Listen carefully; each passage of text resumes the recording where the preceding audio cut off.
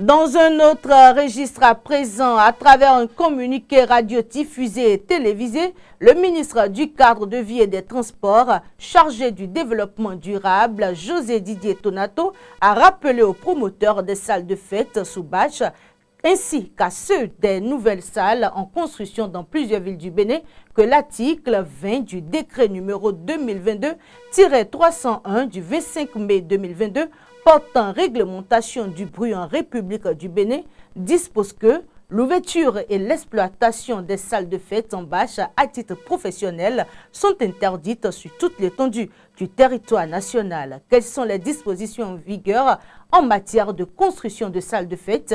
Quelles sont les obligations de tout promoteur et quelles en sont les sanctions en cas d'inobservation du règlement? Autant de questions auxquelles répond ici le juriste Mandel Ivic Donsou.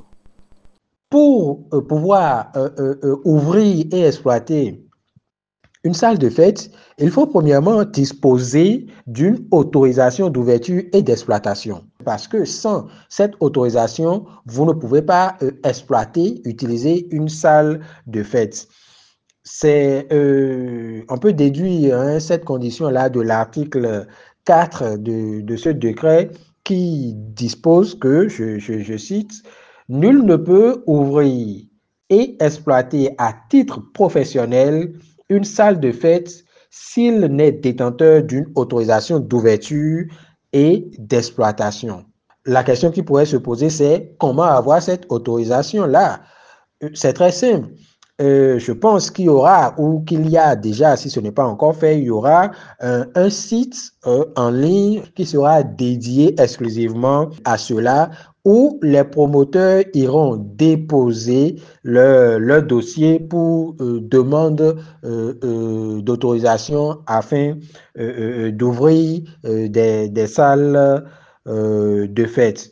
Alors, une fois que c'est déposé, ce dossier-là sera étudié par un comité également interministériel. Il faut également ajouter que avant même la composition, le dépôt des pièces et consorts, par rapport à la construction du bâtiment, le promoteur doit construire les bâtiments en respectant la législation en vigueur en matière de construction, d'urbanisation et d'aménagement du territoire. Cela suppose qu'il doit avoir un certificat d'habitabilité, un permis de construire, mais ce qui est essentiel ici, c'est que par rapport à la construction, les promoteurs doivent veiller à ce que les salles soient insonorisées. Il est interdit pour les promoteurs des salles de fête d'ouvrir des salles avec des bâches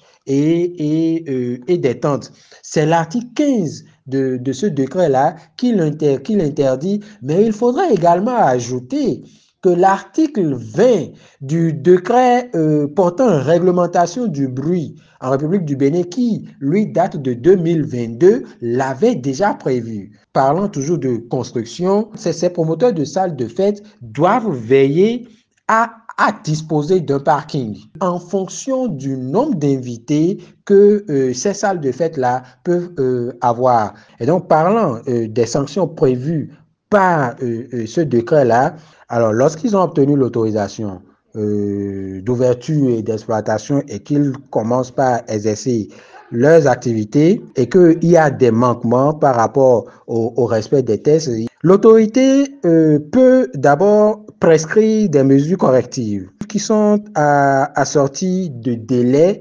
d'exécution afin de permettre à ces promoteurs de corriger ce qui leur est reproché par le comité de contrôle.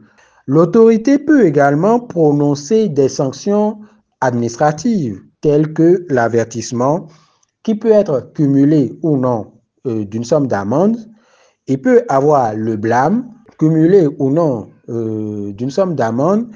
Il peut avoir la suspension de l'autorisation en fonction de ce qui est du manquement qui a été relevé, et il peut, lorsqu'on va au-delà de la suspension, avoir également le retrait définitif de l'autorisation accordée à cette personne-là, bien sûr, cumulée ou non avec une somme d'amende. Le décret en matière de réglementation de bruit qui également prévoit des sanctions.